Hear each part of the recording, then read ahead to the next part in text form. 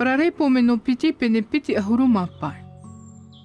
Te hau o amatia e te paura o te ati e to mai ana. Te te matahiti ta au mapai I yari iai amatia. Ho e ta au maiva o na matahiti te ari ira I Yerutarema. O Yeho atana te o tana metua wahine, no Yerutarema o ia. Warawe o iei te parautia I te aro o Yehova, aitara I te amaita I mau te aau. E papua aira te hau ia nā rei tōna ra utua whare, wa taparahi o iei tāna mau tāwini, te taparahi tāna metua I te ar ira. Aita o iei taparahi tara tō mau tamari, I te I papa I hia hui roto I te ture, I te puta a mote, ta Yehova I prau mai rae, e iaha te whea metua ia puei te hara te tamari, e iaha te tamari ia puei te hara te metua. E puei rā te tātātua I tāna I hohara. Waha aputuputu mai rā a mātia a Iuta, e wa whaariro aturai a rātou e ra atira non ei te mau tautani, e ra atira non ei te mau hanere, no te mau whare o tō rātora mau metua, e ati noa e Iuta, e penia mina atua. E te itai te mataiti ho eta au e ni atu, te itai o hia ia, e te ite ar ai hora, e toru hanere I te tautanir ai te taata maitatai, e ti aia haere I te tamai, o te irawe I te mai hae e te paruru. Wa tarahu aturaho I o iaho e hanere I te tautanir ai te taata I te whea ai toan a noroto ia I te raera. I nā tare ni ari o ho e hanere.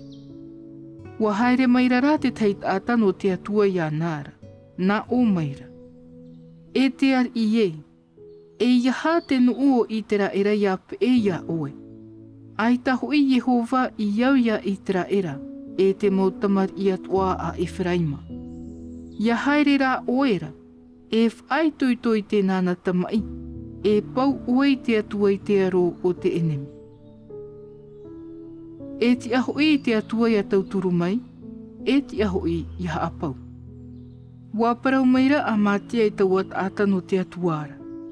E ahara tātou I nā tāreni a rio ho e hanere, I hor ohi atu e au, I te nuu o I te raera. Wa parau atura tauat ātano te atuara. E ti eia Yehova, ia whaahoi mai e rahi no atua. Wa whaat atura a mātia I taua whea mai e Efraima maira, ia hoi te utua whare. Ririroa e rarato ia Iuta, ho I atura rato I te utua whare mā te ririrahi. Wa whaitoitoi hora a mātia, e warat ei tōna ramau taata. Haere atura I te peho mitira, e wata iri atura I tō teira, ho e ahuru I te tautani.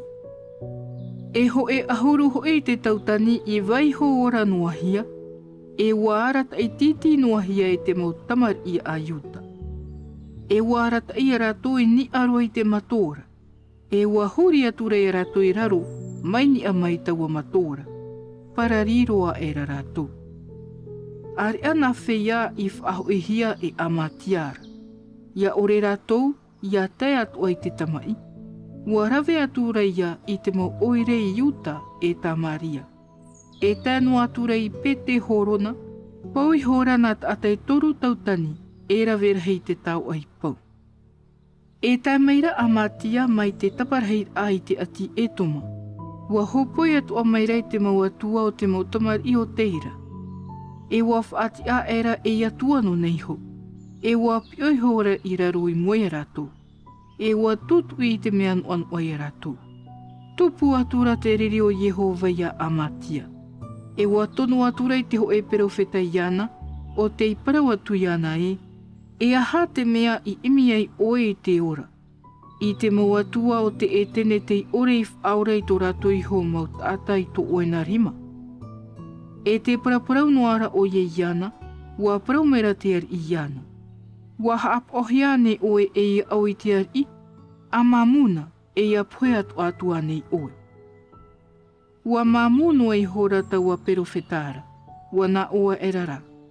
Ua I te au, ua opua mai te atua ia o ia poeroa, no te mea oe I narira mai, e aore oi whaaru mai I ta uia o atu ia oera.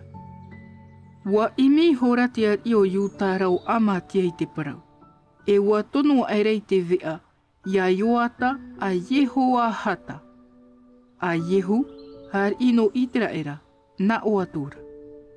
E haere mai e hi o taua, I to taua pu e mata. Ua tono maira te ar I o Israela o Ioata I te vea I te ar I o Iuta ia amatia, na o atura. Ua tono maira te ho e motu I re panona I te vea I te ho e areti I re panona, na o maira. Ho mai nei tō tamahine wahine na ta utamaiti. Wa haere noa maira te ho e pū a o veri no re panona, wa taat ahi no I horei taua mot ura I raru. Te parau noa na oe, inaha, wa pau te ati e to mai iau. E no te teitei o tō a auna, wa whaahaha oe. E parahi noa I te utua wharena. E hauti mai a oe ia poe e iahi atu oe e Iuta atu ahoi. Aitara a mātia I whaaru. Te tōnuara te atua ia riro rato I te rima o tō rato mo enemi. No te mea te imi rato I te ora I te mau atua no e tomara. Wahaere I hora te ar I o Ioata I nia. E wahi o I rawa I tō rawa pu e mata. O ia e te ar I o Iuta o Amatia. I pete temeta I o Iutara. Pau I hora Iuta I te aro o Israela. E wa horo an ai hora ratou, te taatatu ai tōna I hora utua whare. Warawe I hora te ar I o Israela o Ioata I te ar I o Iuta ia Amatia a Ioata, a Yehoahata, I pete temeta. E wa hopo I mai I Yerutarema. E wa vavahi I te aua I Yerutarema, mai te uputa I Efraima, e tano aturei te uputa I te hitira. E maha atu ahanere tupitira. E warawe o iei te auro e te ario e te mauwhari I roto I te whare o te atua, ia opeta e toma. E te mau tau at o te whare o te ari ira. E te mau paruru, e waho I atura I tamaria. Te ora noara Amatia a Ioata ino Iutara. I muri ai te poer a o Ioata a Yehoahata I no Israela. E ho e auru mapa I te mataiti. E te toe ao te prau ia Amatiara, te mata mua e te hopia. E ere ane wauti te papa e hia I roto I te prau a te moar ino Iuta e no Israela. E I muri a I to Amatia wharu er aia Jehova, wa amui hora ratou I Yerutarema I rawe iana, e wa horo atura o ia I ratita. Wa tono atura rā ratou I te taata I ratita, e wa taparahe iana I reira. E wa whauta mai rato iana nani ai te pua ahoro whenua. E wa tanu atura iana I tōna ara mau metua, I te oire o Tavita.